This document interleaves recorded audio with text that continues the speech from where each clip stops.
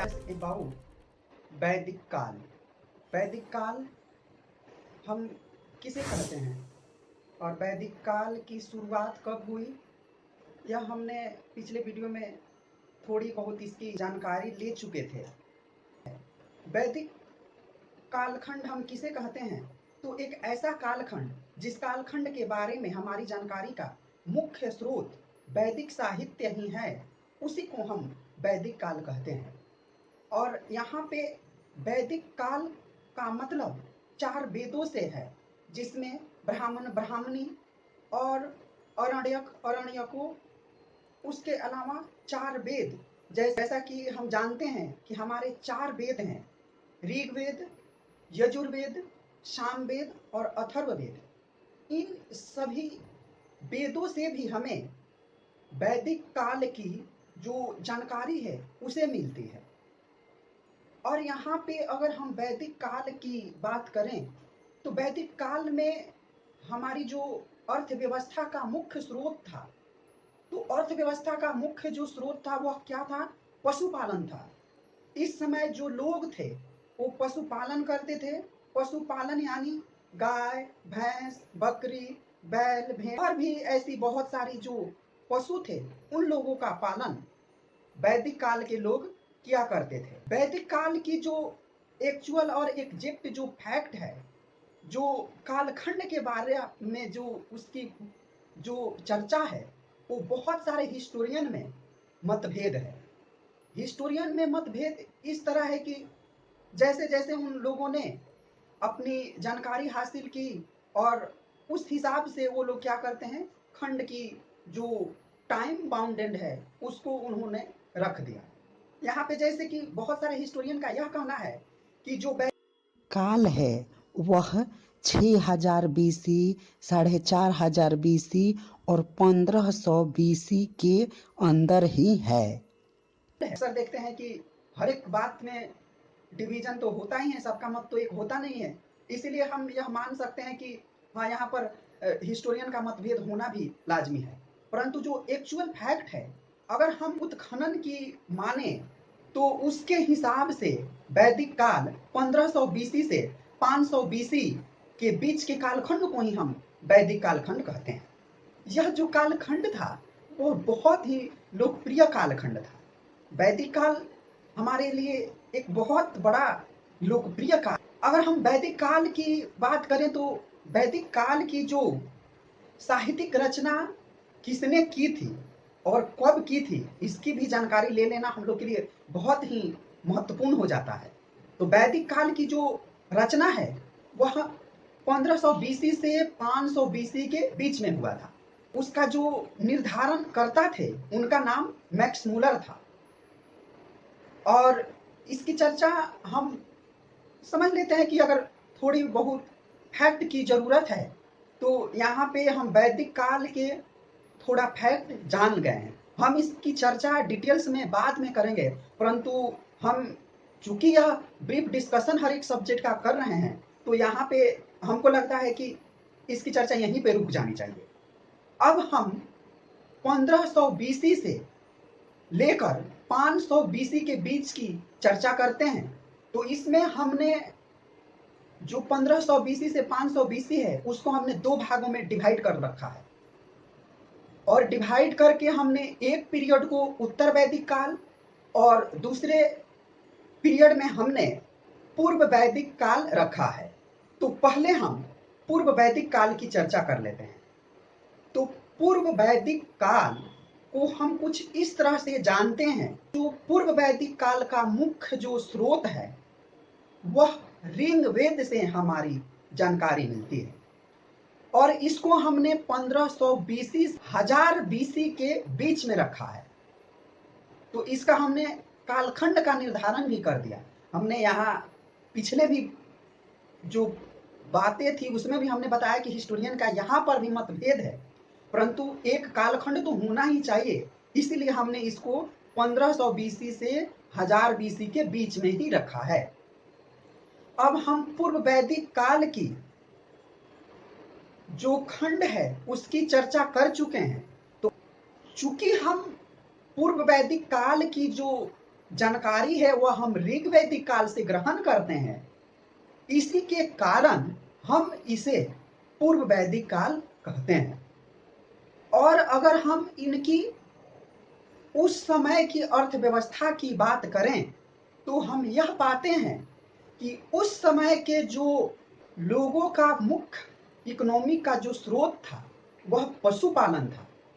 पशुपालन में वो लोग तमाम तरह के पशुपालन किया करते थे और उनसे दूध दही जो उनकी बेसिक नीड थी उनसे ग्रहण करते थे और उसी से उन लोग का जीवन का निर्वहन चलता था। जैसे कि आज के टाइम में अभी होली का टाइम है तो हम देखते हैं कि यहाँ पे जो गाय के गोबर का जो उपले बनते हैं वह 50-60 रुपया में 4-5 मिल रहा है। तो ऐसा तो नहीं होगा उस समय, परंतु जो उस समय की जो जरूरतें थी वो पूरा हो जाते थे। आजकल तो गौ का हम लोग मूत्र भी और गोबर भी बहुत सारे मेडिसिन में उपयोग करते हैं। उस समय तो इतनी डेवलपमेंट नहीं हुआ था, परंतु जो भी था वो पशुधन से ही प्राप्त होता था। उनकी अर्थव्यवस्था जो चलता था वो पशु के बेसिस पर ही चलता था। अगर हम उस समय के लोगों की बात करें तो उस समय के लोग भी अभी तक खाना बदोश की तरह ही रहा करते थे और एक तरह से खाना बदोश का ही जीवन जीते थे।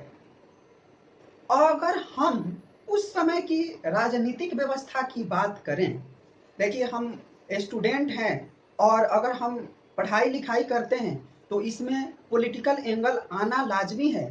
तो इसलिए पॉलिटिकल पार्टी का हम पक्ष ना रखते हुए हम एक न्यूट्रल होकर ही अगर पढ़ाई लिखाई के मामले में अगर हम अपनी चर्चा करें तो यहाँ पे बेहतर होगा। और यहाँ पे किसी भी व्यक्ति को यह नहीं समझ लेना चाहिए ऐसा बात बोल रहा है जो किसी पॉलिटिकल पार्टी को सूट नहीं करता।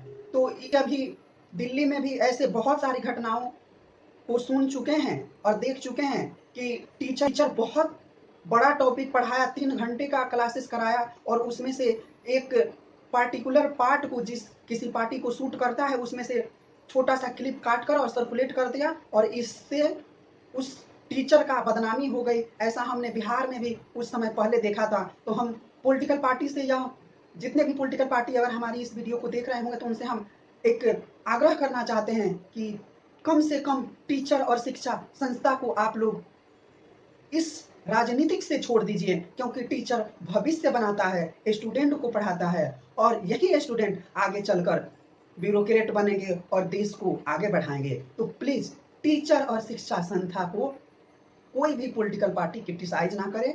पॉलिटिकल एंगल आना लाजमी था, इसलिए मैंने जो फैक्ट था जो आजकल की लाइफ में चल रहा है उसी को मैंने रख दिया। अब जिसको जो सोचना है समझना है वो अपना सोचे समझे। मैं इस पे आगे कोई प्रतिक्रिया नहीं देना चाहता। आप सभी समझदार हैं। स्टूडेंट से हम खास बात पहुंचाना चाहते हैं कि स्टूडेंट लाइफ में केवल स्टूडेंट अपनी स्टडी पर ही फोकस करे और हमेशा न्यूट्रल ही रहे, किसी भी पक्ष में आकर किसी के विरुद्ध और किसी के पक्ष में ना बोले, अपनी पढ़ाई लिखाई पर ध्यान दें।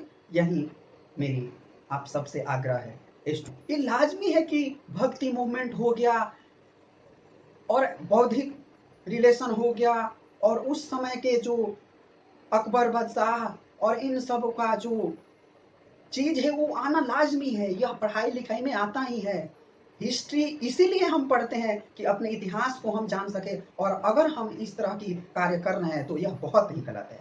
वैदिक काल की जो राजनीतिक व्यवस्था थी वह क्या थी कि उस समय की राजनीतिक व्यवस्था सरदारी तंत्र के हिसाब से चलता था।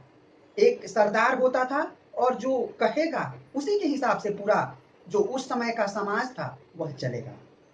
इसकी चर्चा यहीं पे रुक जाएगी। अब हम उत्तर वैदिक काल की चर्चा कर लेते हैं। तो पहले यह बात आता है कि आखिर हम उत्तर वैदिक काल क्यों कहते हैं।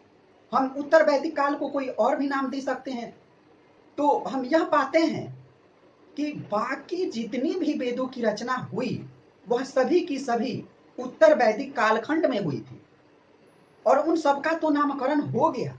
परंतु जब उत्तर वैदिक काल की पुस्तक की जब नाम आई तो यह मतभेद हो गया कि आखिर हम इसको किस बेसिस पे इसका नामकरण करें।